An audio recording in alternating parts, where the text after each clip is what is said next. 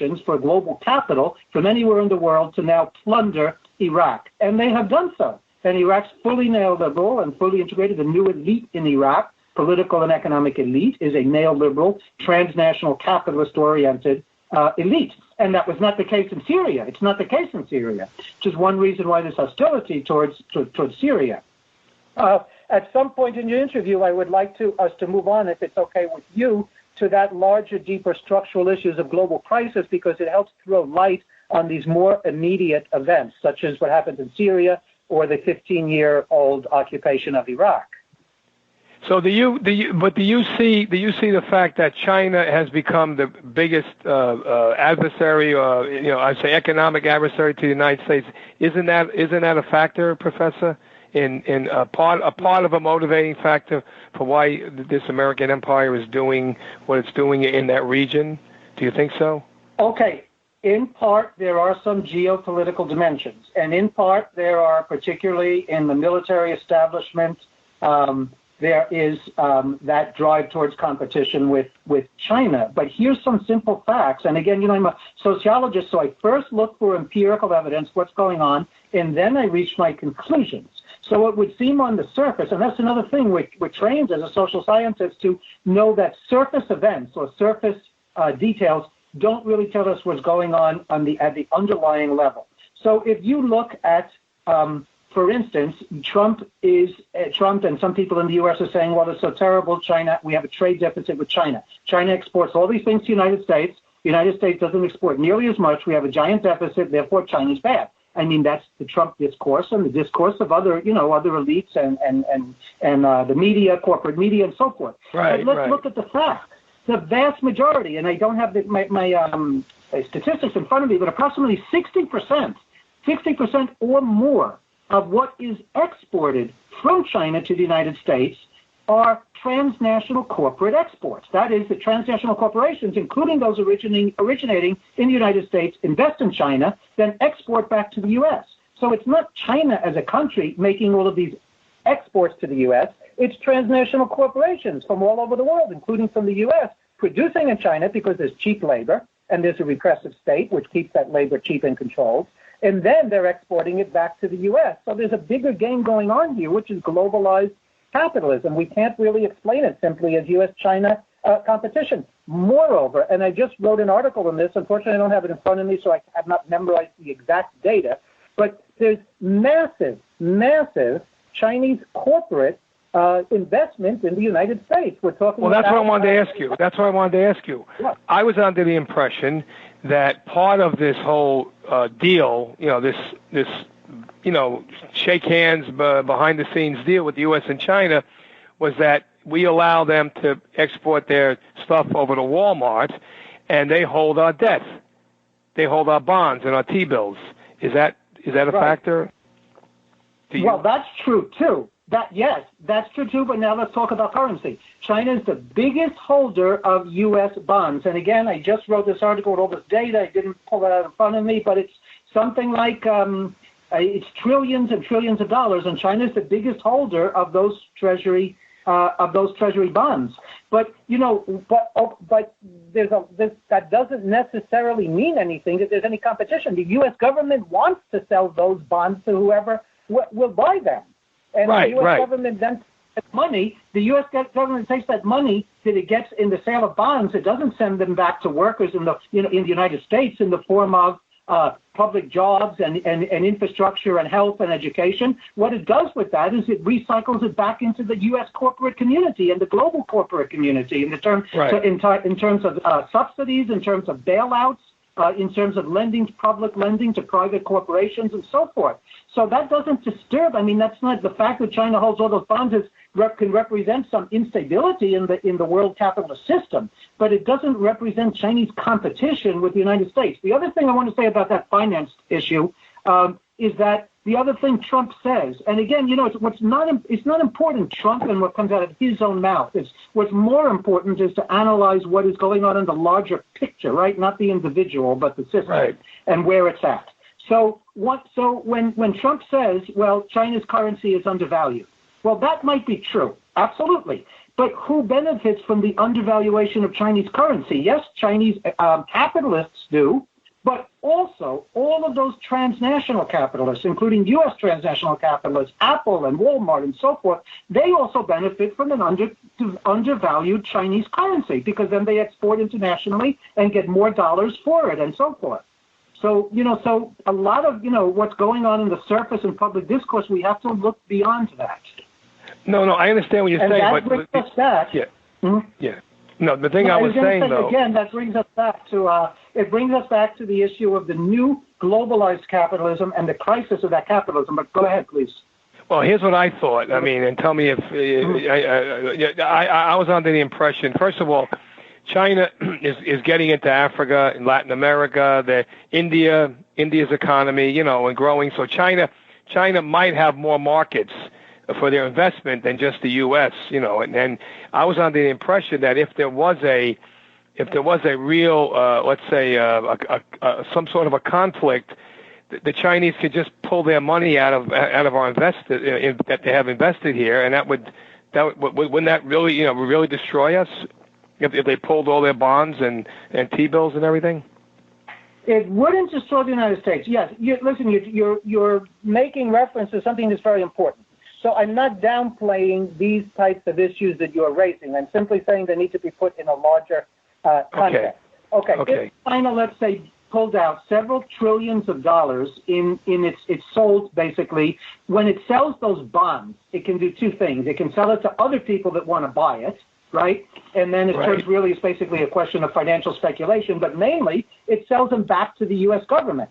And the only way that China could undermine the U.S. economy, really there is no U.S. economy. There's a global economy with a U.S. at its center.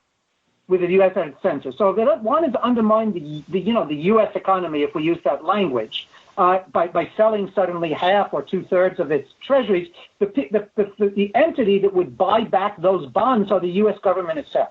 And that would not throw U.S. finances into this incredible crisis. It would, because the U.S. would have to print more money to do so.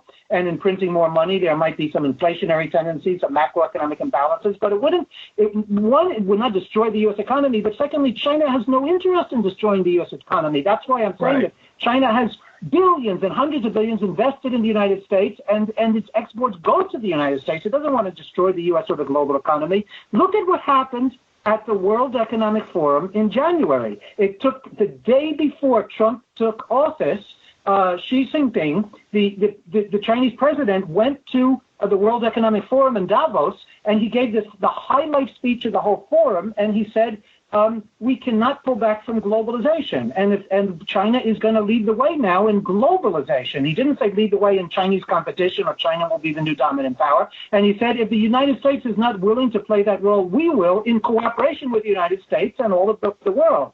So, and another point you made, which again is very true empirically, China, but when we say China, what I mean by that, the state companies, there's a significant state sector, but also private Chinese companies are massively pouring investments into Africa, into Latin America, into other parts of Asia, into Europe, and into the United States. So you're getting this transnationalization of Chinese capital, both state and private capital. But when these Chinese firms transnationalize, and this again I've studied, when they, for instance, go into a Chinese firm is just about to buy Syngenta, and Syngenta, that giant pharmaceutical and agribusiness conglomerate, I believe it's based in Switzerland is where its home base is.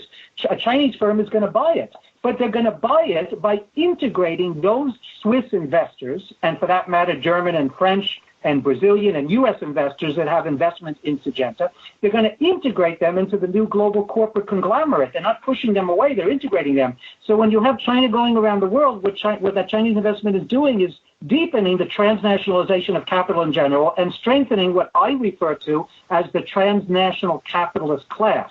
So that's a different story than, this nation-state geopolitical competition. So you talk about the crisis of global capitalism. So let's let you, because you already have been talking about it. So let's let you get deeper into it. So what is China going to be the new empire? Is that what's really is that what's coming down, or what do you think? No, I would not say it's going to be the U.S. empire, new empire. I would say China is going to be the new epicenter of the new global capitalism, the new epicenter, and it might play an ever greater leadership role politically. But that's not the same as empire in the old ways that we understood. The old ways of empire is that one empire competes and tries to overthrow another one, and there's this competition among empires. You know, the historical analysis. Right. One and two. Okay, that's not what we're going to see. This is a new 21st century globalized world. But we will absolutely see, we're seeing it right now. China's emerging as the epicenter of the new globalized economy, and that means that China is going to acquire greater political influence worldwide. Absolutely. That upsets some members of the U.S. political and military establishment, and even maybe some nationally oriented corporations, but most of the U.S. capitalist class does not have a problem with that because they're integrated into all of this. So let's talk about the crisis for a moment. Yeah, please. So, mentions to the crisis. I just want to focus on one, but let me throw out the other ones I won't talk about. There's obviously the ecological dimension to the crisis. The system cannot be sustained ecologically for very much longer. Another dimension, but the big dimension, and there's other dimensions, but the one I want to focus on is what I call overaccumulation. Now, that's a little technical term, so I'll explain what I mean by overaccumulation. It means that corporations, capitalists, accumulate so much capital, it just keeps on accumulating, that they no longer have any profitable way to reinvest that capital. Because if I have, let's say, $1 million as a capitalist, I don't just sit on it and hold it and enjoy spending it. I need to, because that's the nature of capitalism, to reinvest it, and it comes back to me as 1,200,000. Then I have to reinvest that 1,200,000 has to come back as 1,400,000. That's what accumulation means. But if the capitalist economy is in crisis and I can no longer reinvest my capital and get more back through more profit making, then you have stagnation, you have depression, you have all kinds of political, social, and cultural tensions coming from that overaccumulation crisis. So what happened is, in the late 20th century, capital went global. It brought us to this new age of globalization. It broke free of nation states and of the ability of nation states to control capital, and of the ability of workers and social movements and poor people to pressure their governments to control capital and to redistribute that wealth downward through minimum and higher wages, through workers' compensation programs, through public spending, etc. So capital goes global in the late 20th century, and that unbelievably intensifies inequalities worldwide. I'm sure that your listeners, or a portion of them, are familiar with this data which has gone around, that 1% of humanity owns a little more than 50% of the world's wealth. But what's more significant than that is the next top 20% of humanity owns 95% of the world's wealth. That means 80% of humanity has only 5% of the world's wealth. Under those conditions, you get a globalizing economy that puts out ever more goods and services and everything that it needs to sell, and yet humanity cannot purchase that. So the global market cannot absorb global output. That is the definition of an overaccumulation crisis. If I'm producing computers or cars or clothing or whatever it is, and I can't sell it because no one has purchasing powers, I stop investing. I go into so you had Henry Ford. Henry Ford, he was shrewd enough to know by paying his workers a little bit higher wage than everybody else. He said they'll be my customers, right?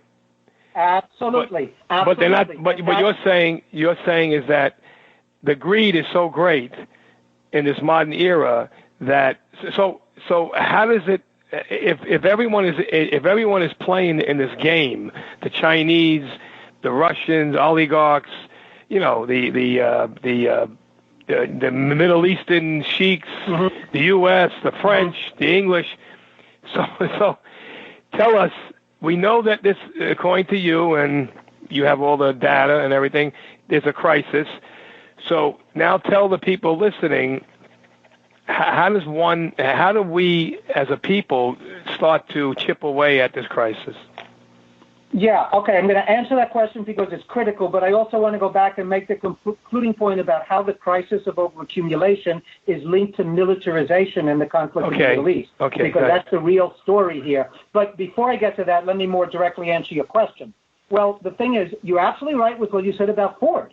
Ford said if the workers can't buy mass-produced cars, then I can't make my profit. So I have to raise wages, and that resolves this, at least for a historical moment, it resolved this problem of overaccumulation. So that was known as the Fordist solution, or also more technically the Keynesian solution, because John Keynes, the great British